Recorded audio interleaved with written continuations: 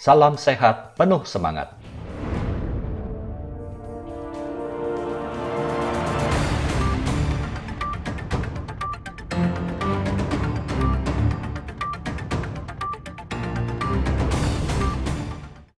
ACL cedera, bagaimana nasib?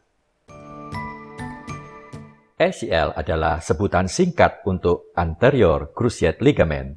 Adalah urat menyilang di dalam sendi lutut, letaknya di depan.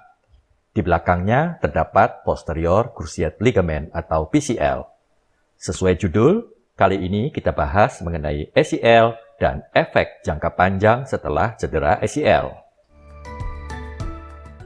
Gerakan sendi lutut secara umum terlihat berupa gerak meluruskan lutut yang disebut juga gerak ekstensi dan gerak menekuk lutut yang disebut gerak fleksi. Jika diamati lebih cermat, sesaat sebelum lutut mencapai posisi lurus sempurna, terjadi gerakan memutar tulang kering atau tibia terhadap tulang paha atau femur. Lalu ketika lutut lurus ditekuk, terjadi perputaran pada arah sebaliknya.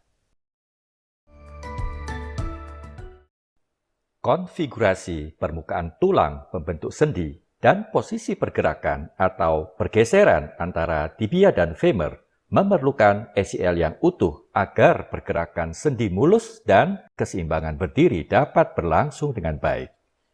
ACL menjadi tegang manakala lutut dalam posisi lurus terkunci, yaitu suatu posisi lutut normal ketika seseorang berdiri tegak. Anda dengan urat-urat atau ligamen yang berfungsi normal dapat berdiri berlama-lama tanpa rasa lelah. ACL juga menjadi tegang manakala gerakan fleksi ekstensi berlangsung. Ketika gerak terjadi, ACL yang menegang berperan memegang tibia sehingga permukaan tulang tibia dapat menggelinding dengan mulus pada permukaan sendi tulang femur. Putus urat atau ligamen berpotensi menimbulkan instabilitas.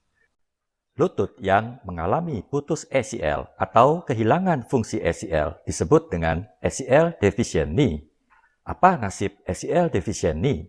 Dan apa yang bisa diharap jika dilakukan tindakan operasi untuk mengembalikan integritas ACL?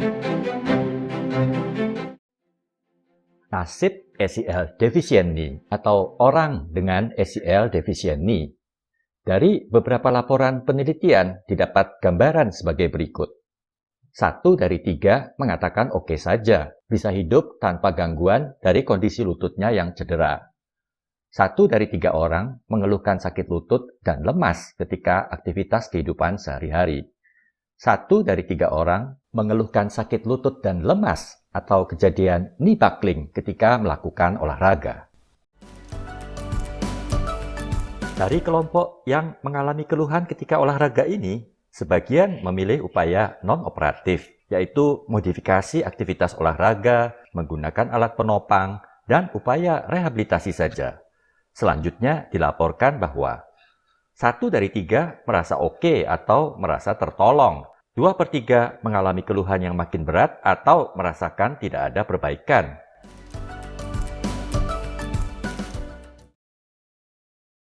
Laporan lain menyebutkan bahwa individu aktif yang ingin tetap aktif dan memilih upaya non-operatif hanya 10% yang dapat berhasil mendapatkan performa lutut yang memuaskan.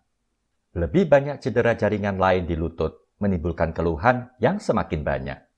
Cedera ulangan karena lutut lemas meningkatkan risiko cedera rawan sendi atau degenerasi dini rawan sendi. 9 tahun pasca cedera ACL dilaporkan sebagian besar ACL deficient knee mengalami OA signifikan. Bagaimana jika dilakukan tindakan korektif untuk memperoleh kembali integritas ACL? Apa yang bisa diharap dengan tindakan tersebut? Sebelum sampai pada apa yang bisa diharap, mari sekilas kita lihat beberapa kenyataan tentang operasi ACL. Operasi ACL sering dan rutin dilakukan, diterima secara baik. Di negara maju USA, 1 dari 2 kejadian cedera ACL di setiap tahun menjalani operasi. Riset masih terus berlangsung, utamanya mengenai waktu yang ideal untuk operasi pasca suatu cedera. Kemudian aspek teknikal. Operasi ACL yang berhasil hanya akan berakhir dengan fungsi optimal jika upaya rehabilitasi berjalan dengan baik.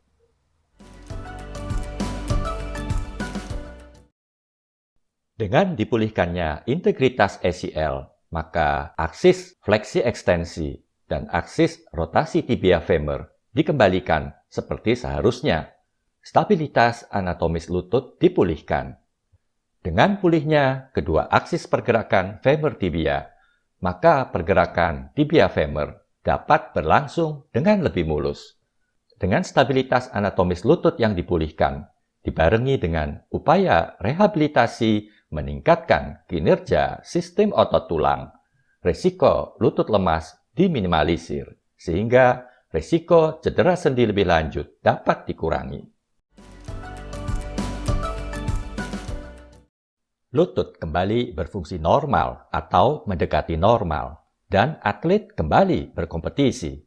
Saat ini, statistik mendapatkan bahwa 81% dari total kasus pasca operasi ACL, dalam hal ini ACL reconstruction, kembali dapat melakukan aktivitas atletik. 65% dapat kembali ke level olahraga sebelum cedera.